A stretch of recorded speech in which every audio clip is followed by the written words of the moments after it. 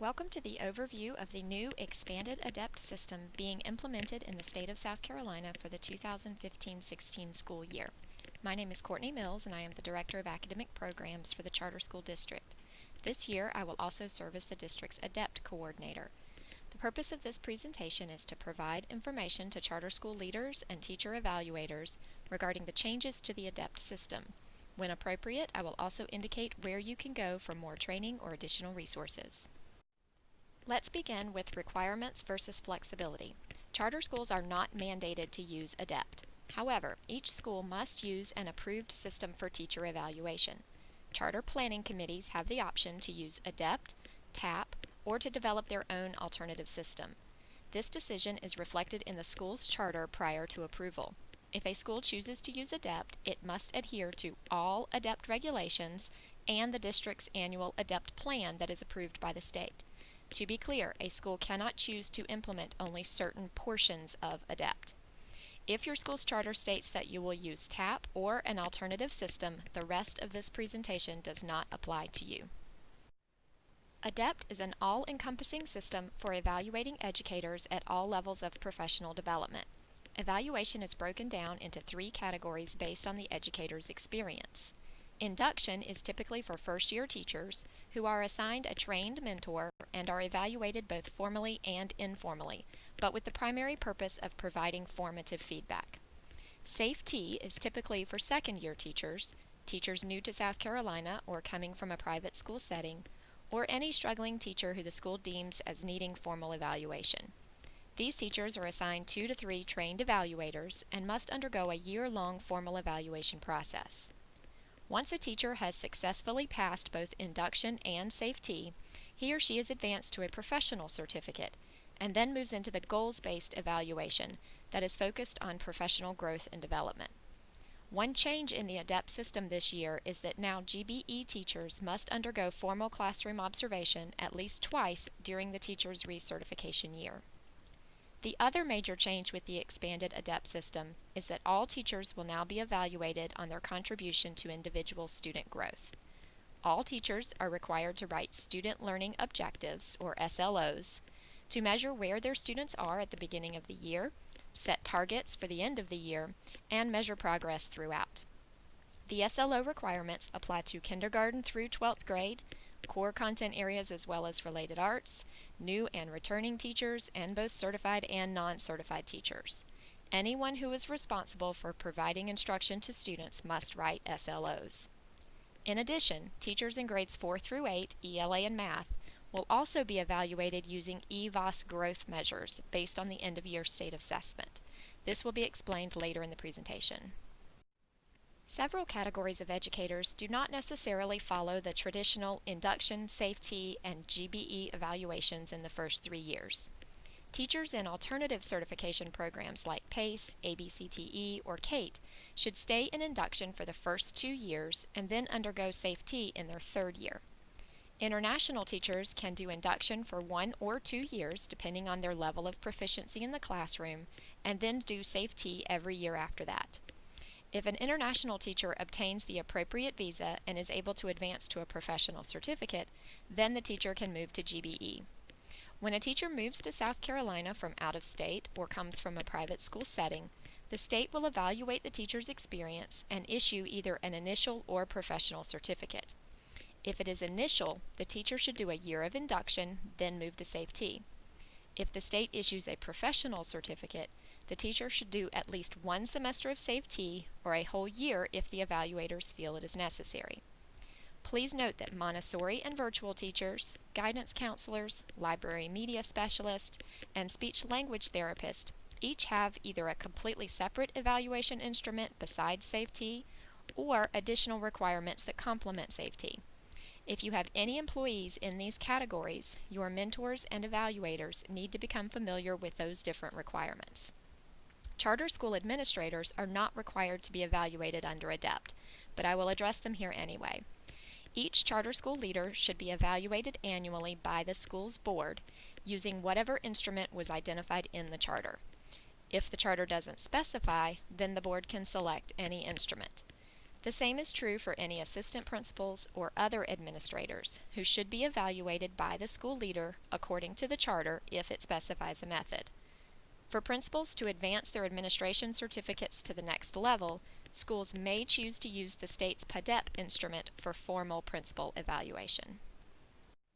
Before hiring a new teacher, the school leader should check both the certification status and ADEPT history of each teacher. To do this, you only need the person's last name and teaching certificate number, which you should ask for during the hiring process. I strongly recommend not hiring any teacher until you have checked this status. The search tool is available on the SCDE website by clicking on the Educator Licensure link, then the link that says View Licensure Status. You will be prompted to enter the teacher's information at this point. After the status comes up, look for the link that says View ADEPT History. You will be able to see the teacher's evaluation category for the past several years, whether he or she passed the evaluation, and whether he or she was rehired, resigned, let go, etc. This is valuable information when deciding whether or not to hire someone. At the beginning of each school year, you can also use this tool to determine placement for all of your teachers into the evaluation categories. Pay close attention to the certificate type you see on the status screen. A teacher should only be in GBE if this says Professional Certificate. If it still says Initial, then the teacher should either be in Induction or SAFE-T. Once a teacher has successfully completed induction, SAFE-T, and the appropriate exams, the state will automatically advance the teacher's certificate to the professional level.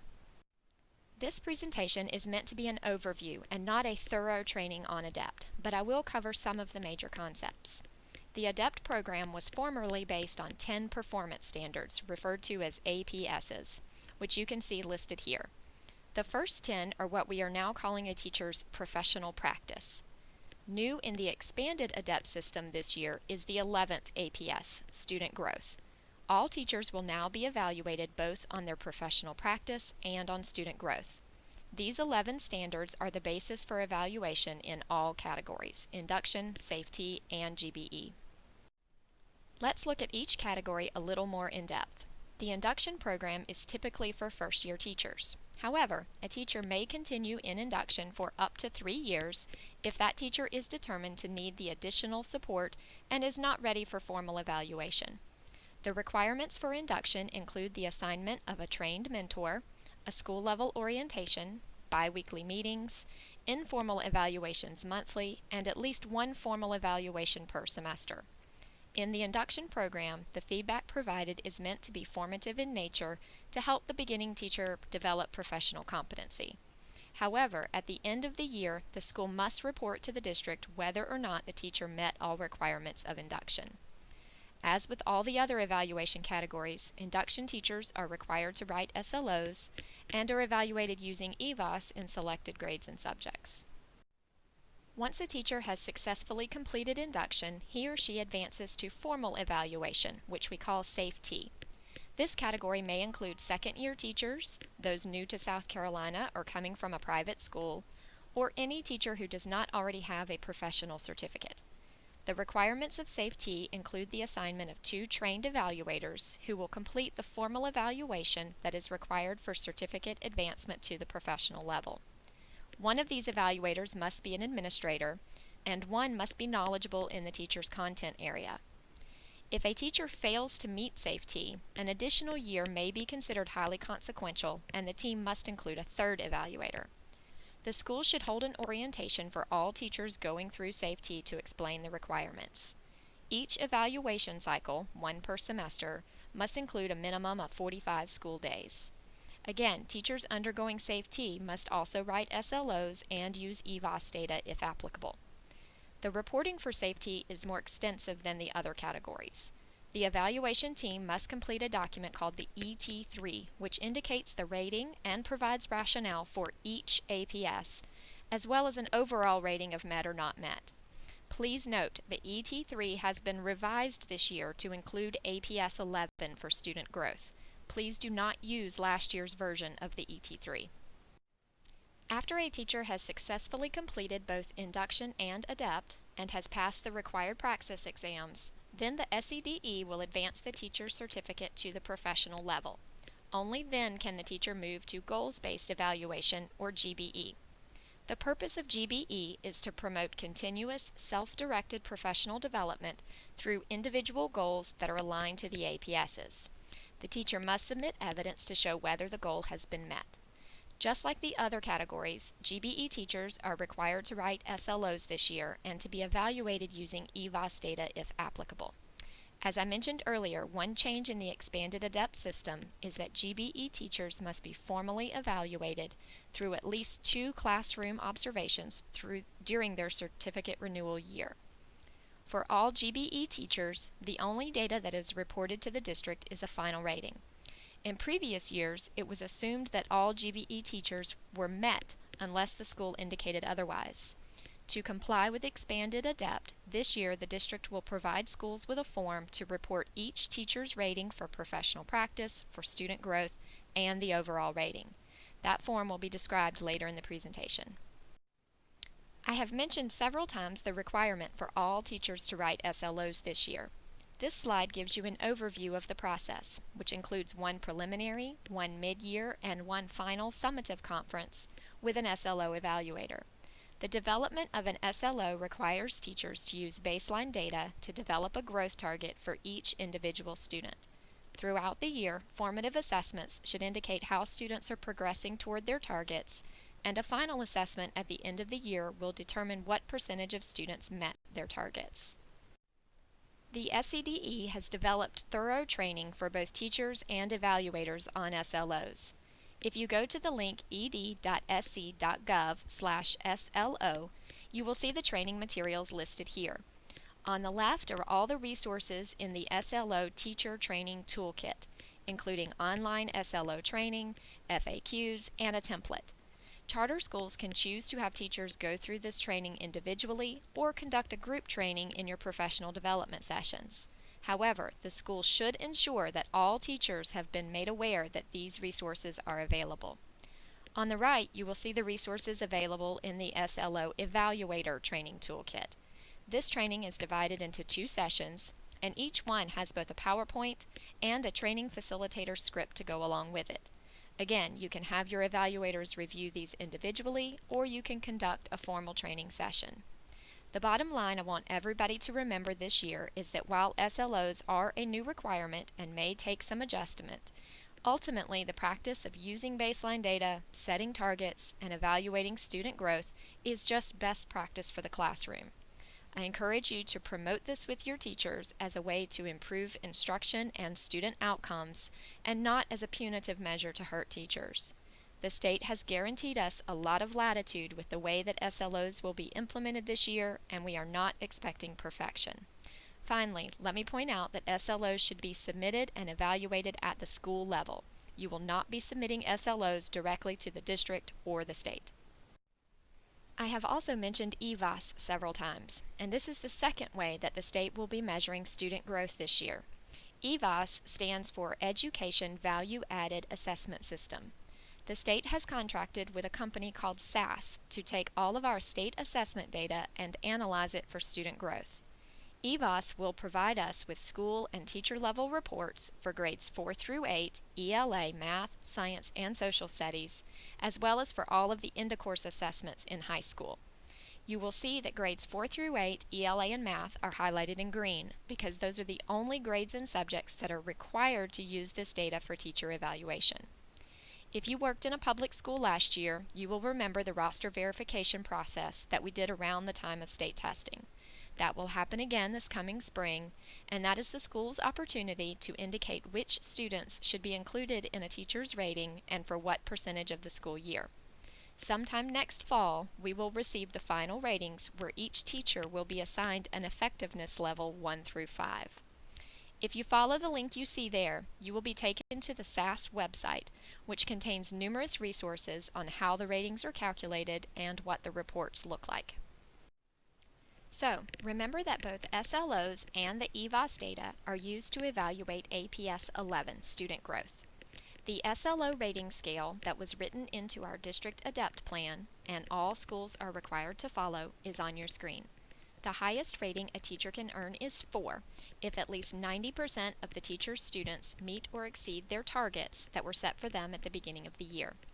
A rating of 3 is for 70 to 89% of students meeting their targets, and so on. The SLO rating scale applies to all teachers in every grade and every subject.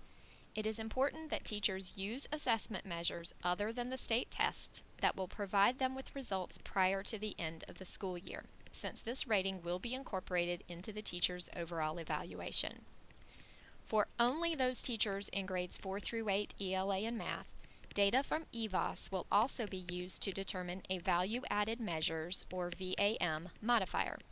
1 point is added to the rating for teachers with the highest effectiveness rating of 5. 1 point is subtracted for teachers with the lowest effectiveness rating of 1, and all others remain the same.